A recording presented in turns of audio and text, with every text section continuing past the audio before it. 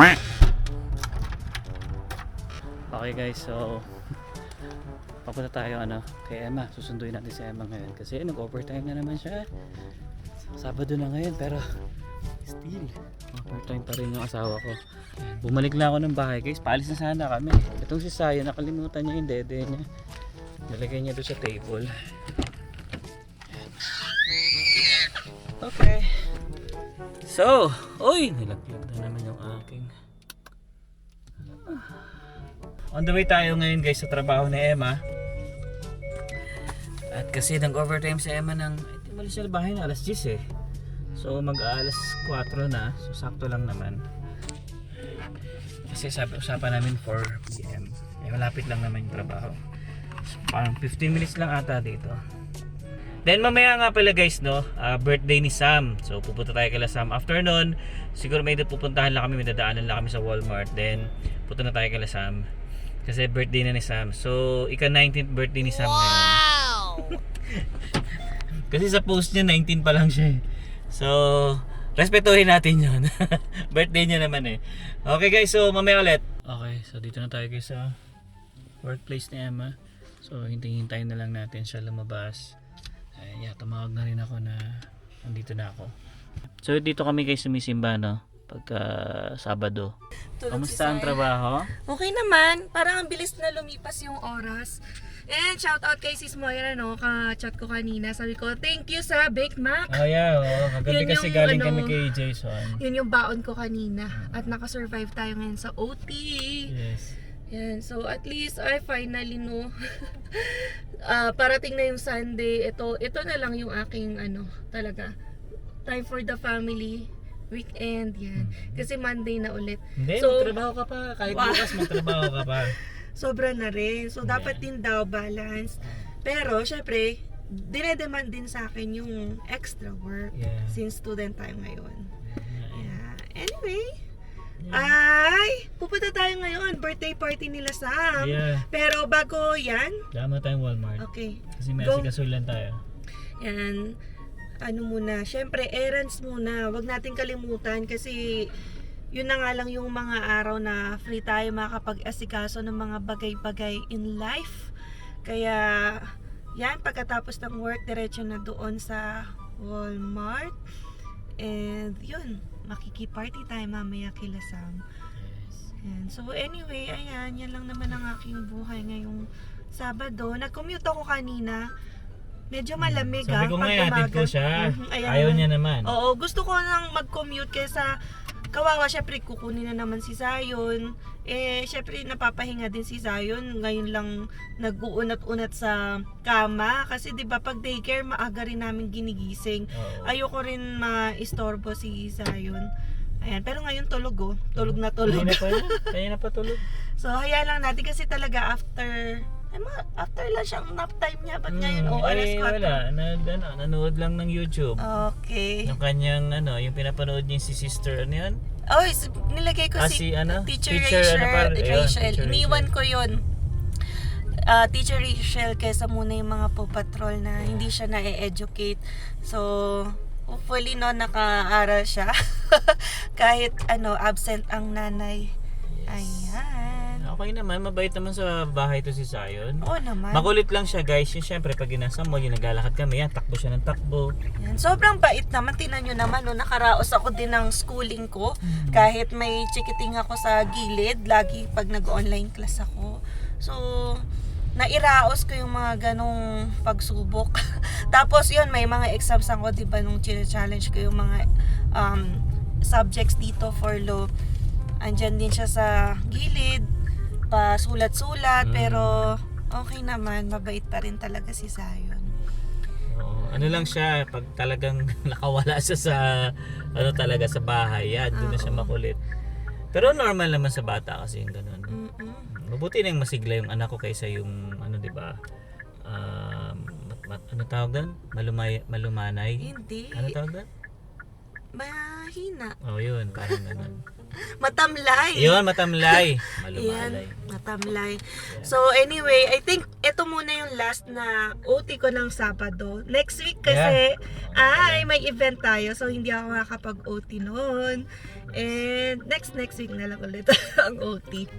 So guys, ito pala ang downtown pag weekend. Hindi masyadong ma-traffic. So naka-stoplight lang tayo. Pero syempre ang konti ng mga sasakyan compared kapag weekdays. Siyempre. And nandito tayo sa ano ba to? 12th Avenue.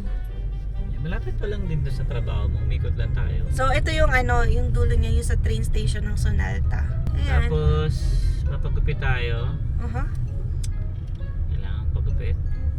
Yan kasi daw Siyempre, birthday month niya na. Saka nakakaya siyempre kila Nagpapagawa Rice. pa kila Kasi yung Mark tsaka Inags. Oo, ngayon lang naman tayo magpapagupit siyempre sa barbershop, no? Lagi kasi ako guys talaga. Ayaw mo na ba ng gupit ko? Hindi naman, siyempre na-attend tayo ng event Medyo ayusin naman natin yung gupit Oo, natin. mura lang naman ang gupit. Yan. Sa lang yan. 25 siguro. 25 plus tip. Oo. Alright. So, So, okay na yan. Tsaka may sa Walmart ba meron? Di ba Real Canadian ang alam Canadian. ko? So, tingnan na lang natin kung anong meron andun.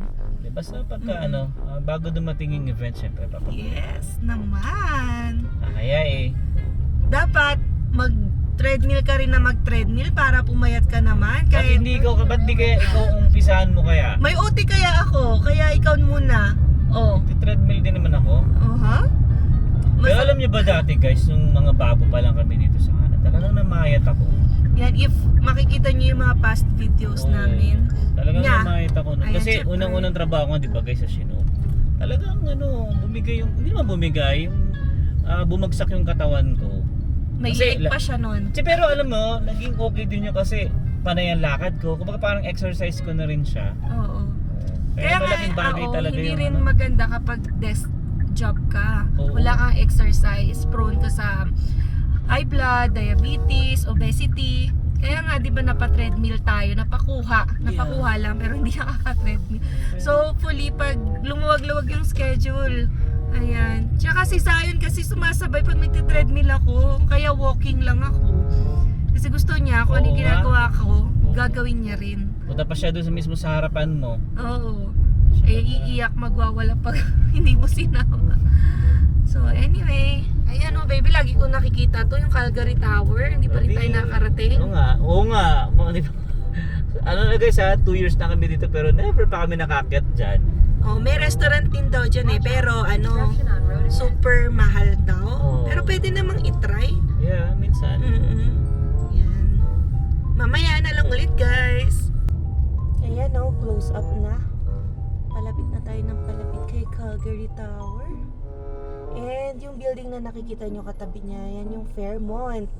Yan, isa sa mga mamahaling hotels dito sa Canada. Lalo na pag nag-Fairmont ka sa Lake Louise, tsaka sa Banff. Pero dyan tayo sa December 7 guys. Wow, kita-kits tayo Banff kami ng Fairmont. Oo, meet up tayo pati kila ate Beth, Sabi tsaka din. Kuya Ador. Yan, kita-kits po tayo kung makakabalik ng Banff. Sa December pa naman, pero grabe, ang bilis ng panahon. Kasi kita nyo naman, pa-end na ng September. So, October na. Excited na nga siya sa birthday niya Kung hindi niya alam talaga, mababawasan na naman ang points natin sa Yun na pag-edad nga. niya. Yan nga guys. So, pababa ng pababa, imbis na padagdag ng problema ko padagdag yan yung edad. So, ito right, ang taas. So, syempre, hindi naman to ganun kataas compared sa ibang parts ng Canada. Like, Toronto, ganun. Pero, syempre, tourist attraction na rin yan dito. And then, ito yung Marriott. Ito maganda, baby. Pa Stephen Avenue yata to. Kaliwa. May event lagi dito sa street na to. Ayan Ang dami rin nagiinuman dito. There. Alright. Ayan Oh yeah, yung tayo ng Oo. pumunta tayo ng Fiesta Filipino. Yes. Ang taas ng building na to. So nakaka-amaze lang din. Alam nyo, hindi pa kami nakakagala ng lakad lang dito sa downtown masyado. Pero magaganda rin yung view nito. Yung iba nga meron pang yung yung The Face. Tapos yung mga matataas na tao, parang higante. Meron din dito eh. Ay, marami pa. Syempre. Malakas ang intro. Syempre, Happy pabitiin mo birthday! natin yung ano. Ilan taon ka na? 19. 19. So 18 lang siya kahapon. Ngayon 19 na siya. O, yun din naman yung handa. Ayun na yung balloon, 18 Grabe. Mali nga to eh. Baka 81. Dapat 19 guys. So yan, nagkamali ng bili. Ang dami ng mga handa ni Sam. Grabe naman. Mayroong bihon. May lumpia. Tapos, ano to? Pininyahang manok ba to? Oh, dami oh. Tapos, oh, hindi ko alam yan. Oh, dinuguan. Ano to? Hindi ko alam yan. Wow. Sarap. Oh, meron pa mga lulutuin oh. Ay, masarap to. Tapos merong ano, cheese ba yun? Sweet be. Ay, patay tayo dyan. Di pa naman mag-birthday ko, di po? Busy si Bianca oh. Pinoy na Pinoy ang handa. Nasa planggana ang Saan? pansitihon. Ay, ganun talaga. Kasi Bianca oh, hirap na Sam. Congrats din natin si Bianca. Natanggap. Wow! Yes naman. Sana all. Lofer. Wow. Thank you. Ayan na. Sana all. Mentor mo, be? Galing. Kailan start mo, Bianca? Sa Tuesday. Wow. Kasi holiday ang Monday. Oh, may bago ng cook. Wow. Pag dito kay Sam nagluluto pero pag sa bahay ako. Iniikot-ikot ko Pakitang gilas ka lang eh. Iniikot ko lang. Ay, kasi sarap ang daming... Wala ka nang sa bahay, wala kang ginawa kundi umupo lang. Grabe ka naman. Yung ultimo paghugas ng plato, hindi mo magawa. Diyan ka naman daw. Ayan guys, oh. Grabe. Ito, yung baliktad ulit. Masarap Ilocos. yun, yung Oo, baliktad. yung mga Ilocano dyan, alam niyo yung luto na yan. Pero ito masarap Ito, oh. buttered seafoods. Halo-halo na yan. May shrimp, may tahong. Oh. Squid, yeah. Sinabi ko na squid kanina. Okay. Ay, nakalimutan natin yung sabon. Ay, oo nga. Dali mo pa. O, paalala kong bukas. A few inches later. One. Birthday boy! The birthday boy! Another one. 1, 2, 3. Ano, waki naman. May bayad ba tong ano niya, photographer niya? 1, 2, 3. Okay, nice. Nice. Kati, alam. Wala tayo, mag-selfie na namin. Oh, selfie daw. Dito tayo, ate. Okay, selfie. 1, 2, 3. Alright. Okay, Nice! So, kainan na. O nga, kanta muna tayo. Wala tayo. Kain na. Wag na ako. Happy birthday to you. Happy birthday to you. Happy. Okay, kainan na. Oh, let's go. Dito po yung plato. Okay, kain na tayo. Hindi pa rin tapos ang luto pala. Tapos na, Mare. Oo. Wala ako ng...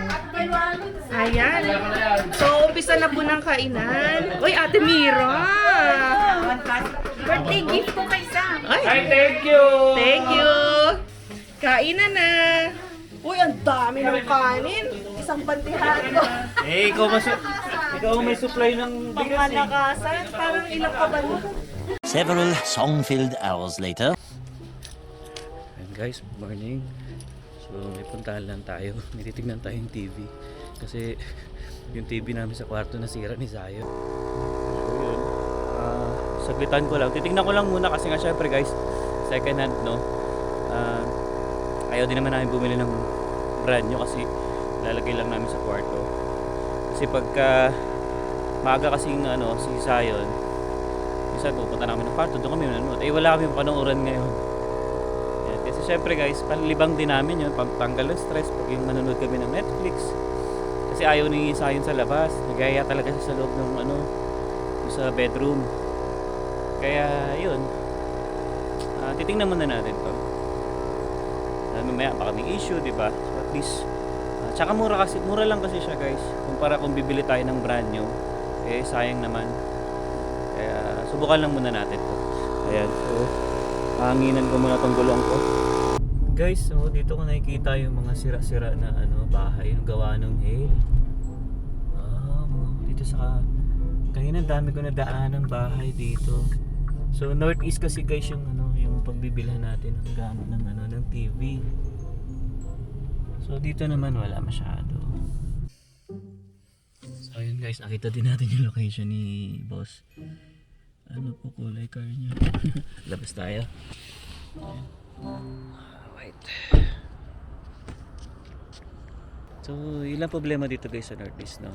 Yung hail. Pero kung nandito ka naman nakatira sa condo, I think wala namang magiging problema. Okay guys, nakuha na natin. Good deal yun. Talagang binenta nila guys ng mura. Ano pala? Uwi pala silang Pilipinas. Ayun. So pero citizen na sila dito guys, no. Hindi ko naman videohan kasi nahiya sila. Ayaw nila pa-video. Siyempre, privacy, respetuhin natin. Kwento ko sa inyo, ibang klaseng story nila. Sabi ko nga kay ma'am kanina, kakaiba yung story nyo. Pabiyahe tayo. Tapos yung pala guys, ihatid nila yung TV sa bahay kasi hindi kasi sa sasakyan ko. May box kasi siya.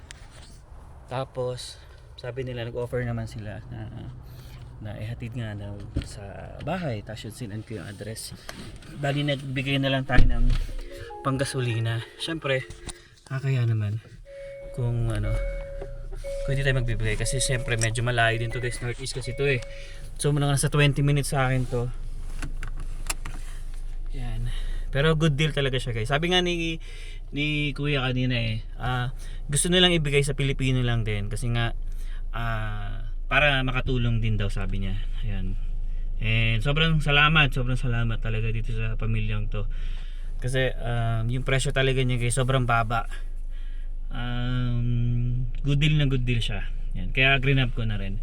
Yung una nga sabi niya may gas-gas, yung pala hindi raw pala gas-gas, parang tulo lang nung gatas, parang something ganon.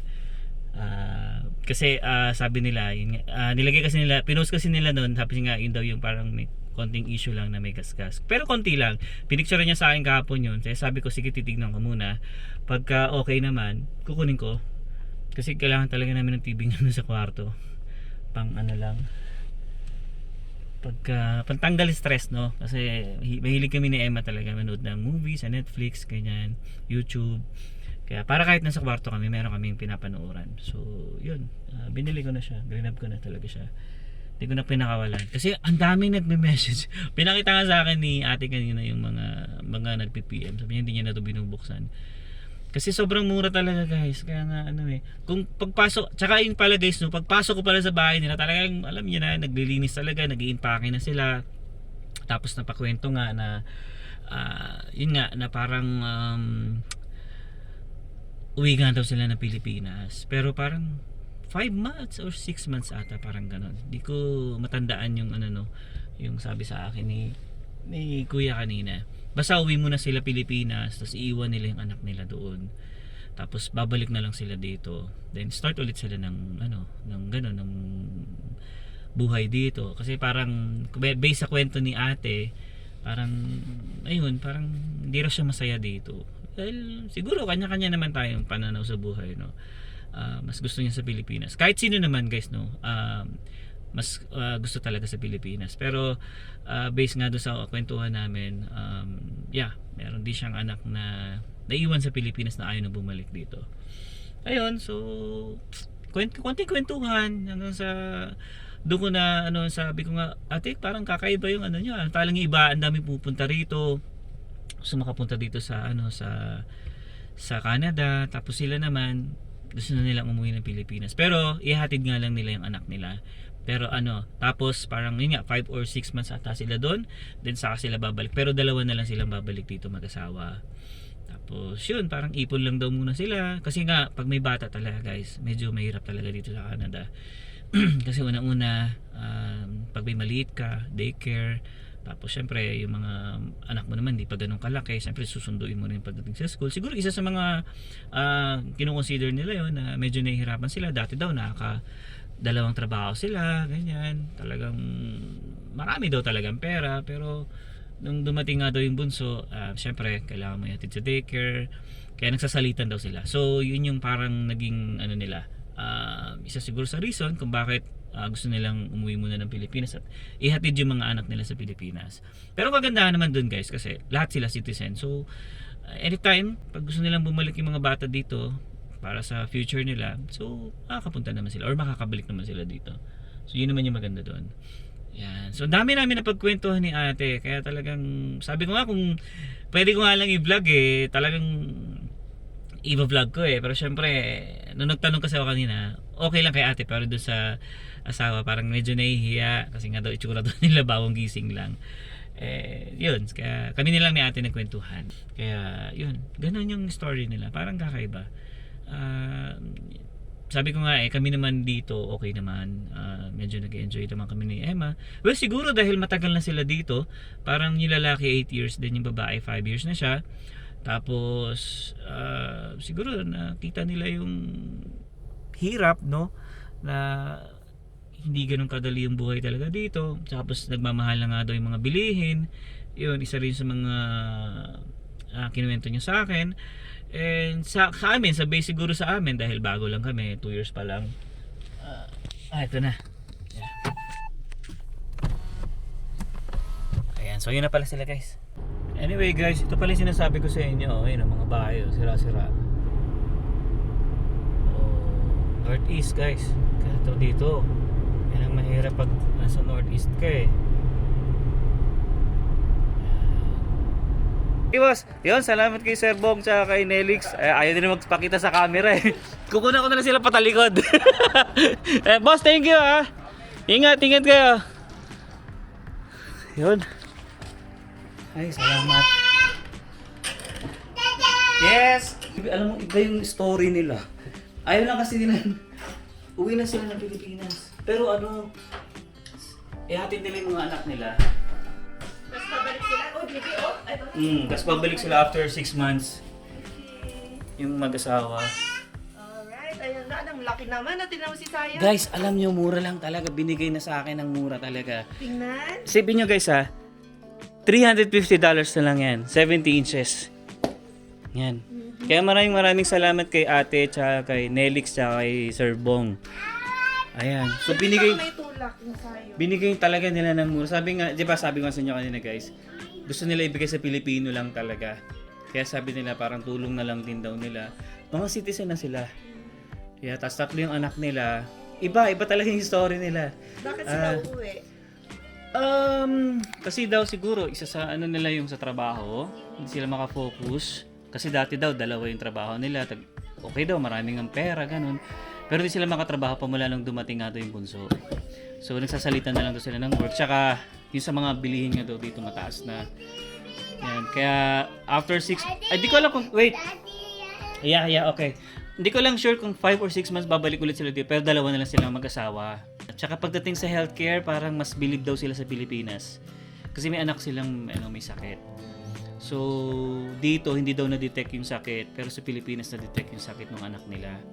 Kaya parang mas believe sila sa Pilipinas. Although nga raw dito, halos walang babayaran, pero mas inano daw nila yung nung anak nila sa Pilipinas kasi magaling daw talaga yung mga doktor sa atin sa Pilipinas. Yun yung sabihin sa akin ni ate. So yun guys, nandito na tayo sa bahay and yan, sobrang mura na tong TV talaga na to guys. Good deal na to. Kahit saan kayo magtingin, hindi bibigay sa inyo ng ganun kamura yan. Kaya maraming salamat ulit kay doon sa pamilya na yon. So yun guys, alis na muna kami. Syempre maliligo muna tayo. Punta kasi kaming drum heller. Nabanggit ko sa inyo kanina, diba? Punta kaming drum heller ng ganitong oras. 1 p.m. Actually, alis kami ng 1 p.m. pa. Pero magda-lunch pa kami kasi kila Sam kasi nga may mga natira pang handa kagabi. Kaya ubusin natin yan. Okay, so yun guys, I hope din nag-enjoy ka sa vlog namin. And yeah, maraming salamat ulit sa pamilya na yon. See you on the next one. Peace.